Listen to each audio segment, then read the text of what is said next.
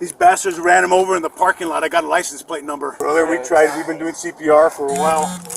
He said he's going to be checking on a suspicious vehicle. He sent me the pictures before he made contact. September 23rd, 2022. A church parking lot in Albuquerque. A security guard walks up to a suspicious truck, unaware the driver inside is about to kill him. Within moments, the man is run over twice and dragged away. This wasn't chance, it was calculated. We have cameras that face this area, but they drug him, they hit him in the parking lot, his glasses are broken, there's a blood marks right over there. He definitely got ran over. Then do you know about how old he is? He's 60, I think. 60? Retired firefighter. Okay. That's why I jumped in when I saw you. I flew down. Any medical conditions that you know of? No, okay. He was super healthy. Okay. All right, looks like rescue's coming up now. He's my nighttime security, and he always checks the lot before he leaves. Yeah. Where's this firearm at? He doesn't have it on him. Have it on him. Okay. He took it. He's an instructor too. Do you know how long he's been down? He called me at 9:20, said he was going to be checking on a suspicious vehicle. And the vehicle was in the parking lot where that truck's at. So can you guys just shut down the whole parking lot? Was there some kind of event going on, or like who are these people that are in the parking lot? Do you know? There's usually a couple cars parked here overnight, so he's the nighttime security guy. So they have a picture of the offender vehicle, of the plate off of it.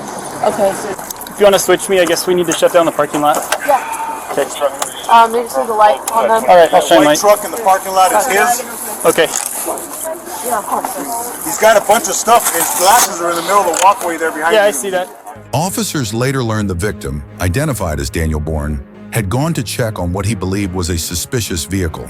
That's when the suspect ran him over, leaving Daniel fighting for his life and his family consumed with grief. I called his wife and asked if she heard from him. I'm head of security here. He's one of my security guys at night. He said he's going to be checking on a suspicious vehicle at 9:20, and I texted him half hour later. Hey, you okay? What's going on? He's still on duty. Didn't text back, so I started heading down here. I actually made a call with DP. I'm retired 34. Okay. I made a call with you guys. Said, hey, I have a bad feeling. I already walked the campus, couldn't find him. I said, I'm going to check one more place, and I checked over here. This is the vehicle he called out with. He sent you those pictures before? He sent me the pictures before he made contact. He says they just drove away from me. He says a suspicious vehicle just drove away from me when I approached it. There was a license plate. He took a picture of it. Okay. I gave it to DP, but I was walking when I was... No. I targeted 2 additional units if you can direct where they need you updated. What's his first name, sir? Daniel. His wife's over here. I'm just telling her to hold off. Okay. Sorry, I kept interrupting your phone conversation there. Were you the first one here? Yes. Can you just kind of walk through with me what had happened? I know. Other than the call, I got here, drove the parking lot with my brights on. My black SUV's at the top of the stairs. And where's his truck at? Is that family? No, that's the pastor. They're going to transport him. I don't want him to get... The daughter was all crying and screaming. Yeah. They thought he was shot or stabbed. I said, no, he called out with a suspicious vehicle. I told her the truth. But I said, they're trying to work on him now. She just wants to know if he's dead or not. And I can't tell her that. I'm going to let them tell her. But they were going to call Chaplain. I said, don't worry about it. We got pastors here. They are still working on him though at the moment. Yeah, so we don't want to jump the gun. He was warm when I got here, so I started just the press. In a minute, I'm going to give you a second, but in a minute, I'm going to come get all those timestamps and stuff, okay? And if you could just, best case scenario, we can keep family over there, but if anybody comes over this way, if you could just give us a heads up. Hey, Vince, do you mind just staying over here with us for now? Can you show this officer? He's going to show you there might be something that's over there. Okay. Right here. Basically right here. Yeah, I saw his radio was over there too. So that's where it happened. So he took the left, basically. Let's just try not to step in any of this stuff. So this happened just a few minutes before that. So 9:16. Is this like a group chat you guys have? Yeah, it's GroupMe for our CRT, so Cavalry Response Team. So that was the back of the truck. These are one of our pastors, one of our senior pastors. So there's the license plate. What is that, like 150 SFF? That's what it looks like, yes.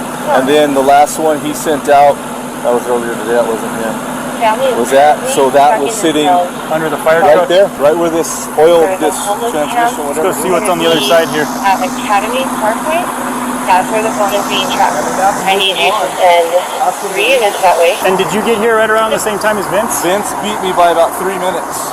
Okay. So Vince had called me, he was in here. I said, where do you want me? Going to start looking for him. I'm over off of 34. Washington at the dead end, like F-150's down there with the hazards on. And I came up Vince said he's in the Arroyo, and I heard him talking because we were on the phone. He's like, come on, talk to me, Dan.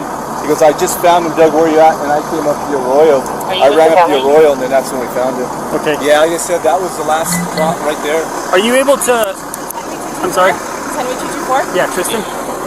Are you guys able to email those pictures to us? Vince can pull it all down. Oh, yeah, I can send that. I'll have to group shot that, and then I can send it over, absolutely. So what did he show you?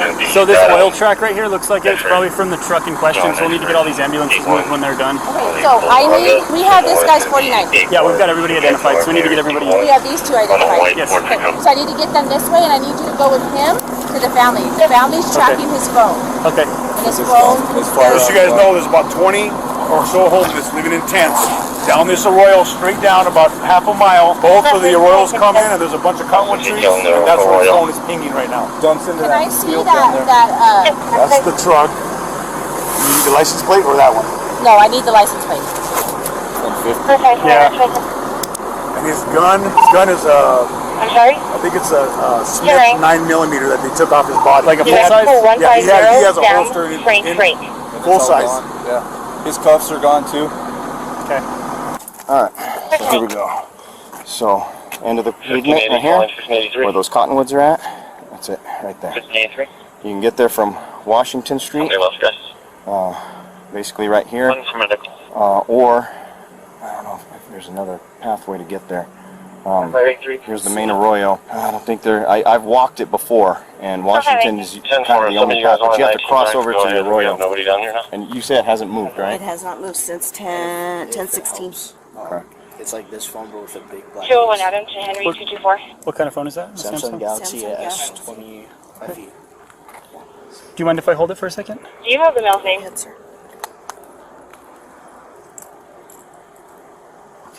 Do you mind if I take a picture of this really quick, just so we can orient ourselves? I'll be right back. We're heading down to track your phone right now from the last. Sarge, I'm on the thing. 21 with the It's Sarge right now. Has it moved at all? It has not moved at all. It looks like it's like by a telephone I'm pole on. in that area. Do you know who the Sarge is? That's here? He says they're headed down there to look for the phone. Yeah, we have a lieutenant here right now. Okay. I'll be around here shortly. He said that for you to hang out here to get the update pings on the phone. That's what he just told me. You want to try him on the radio. Hey, Doug, are you guys UC units? Hello, sir. Hello, sir. It's Officer Saul. Hey, how are you? Good. How are you? I'm doing just fine, thank you. So when you do that, when you're there with Vince, if you could have him keep doing some updates with the ping with the family, we're gonna go and try and locate the last pin drop that we had. Gotcha. Okay. So it looks like it's still showing in that ditch. So that's going to be where we're headed right now. If you end up seeing it move from there or anything changes, if you could just let us know over the radio. Okay. We're right here? Right now, it looks like it's by some telephone poles, maybe, but it's still in the same general area. We'll go check it out. All right, I appreciate it. If you guys get any updates, let us know. Okay. And then we'll get back to you guys with any updates. Thankfully, officers recovered photos of the suspect's truck plate, and with that, they quickly uncovered who was behind the wheel. Hello, sir. My name is Connor. Mark. I'm a detective with the Albuquerque Police Department. Mark, pleased to meet you.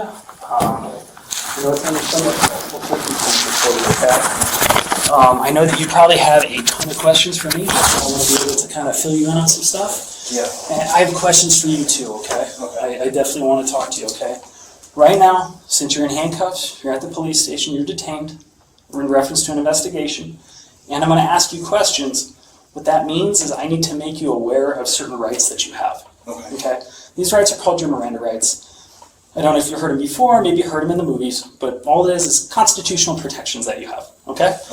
So I'm going to read them right off the card just like I always do, and what I'll ask you to do is, after I go through each one, if you'll just kind of verbally tell me yes if you understand. If you have any questions whatsoever, ask me and I'll do my best to clear it up, okay? Okay. So you have the right to remain silent. Do you Yes, okay, yes, awesome. sorry. Awesome. No, don't be sorry, don't be sorry. Anything you say can be used against you in the court of law. I understand. Okay. So just to kind of start off, just some admin stuff. Would you just spell your first and last name for me? MARCWARD. So, Mark, what I'd like you to do is just kind of describe in as much detail as you recall what you've done since yesterday afternoon up until today, and you arrived, or I guess when you got that call from the negotiator. I got the call from the negotiator about 8 o'clock this morning. Okay.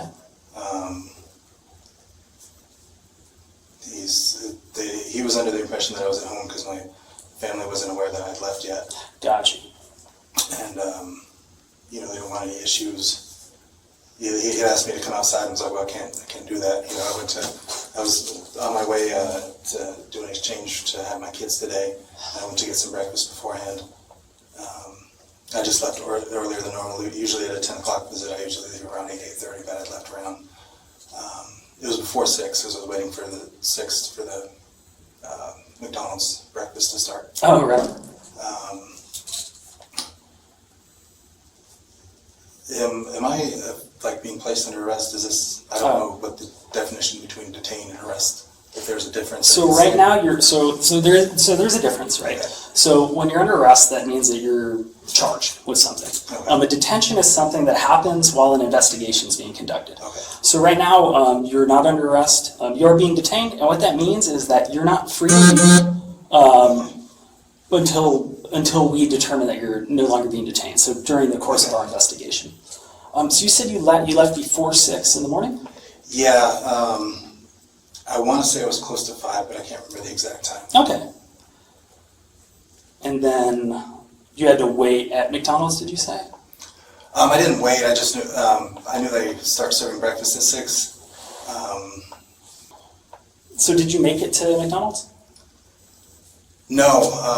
I was watching YouTube. I was waiting, just kind of sitting and waiting while watching YouTube, and then I got the call from I can't remember his name. He said at the very beginning, but I can't remember. Probably Jay. It sounds about. Probably Jay. I think I saw Jay out there. And so I never actually made it to McDonald's, but that's fine. That's probably better for me. Okay. You bulking right now? Trying. I mean, trying to put on some weight. Always trying to get bigger. Perma bulk? Yeah.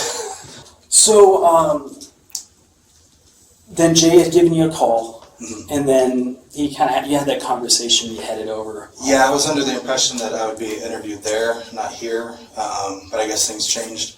I'm sure situations come up and arise. The way he said is, it seemed like I'd be going into the house, but he never actually said those words. I think I just misunderstood him. Okay. I thought once my family was there, we'd all go into the house and then detectives would talk to us. But he never actually mentioned going into the house. He just said at that location, or when I got. I see what you mean, like you would talk to. Yeah, okay. So once I got to the neighborhood, I would talk to someone. It was my misunderstanding, thinking I'd go into the house, but. Well, I'm glad that we're having this conversation for sure, and I appreciate you coming back. Absolutely. Like I said, I know it's a little bit jarring. I didn't want to wait to bring my kids into a SWAT situation. Oh no. Yeah.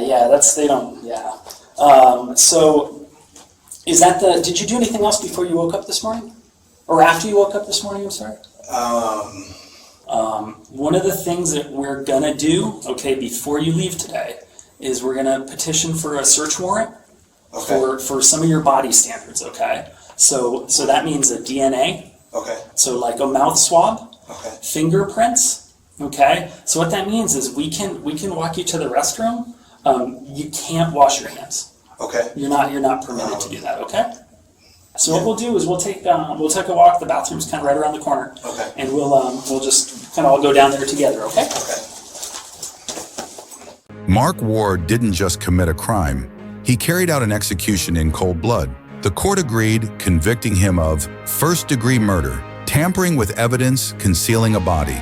The sentence, life in prison.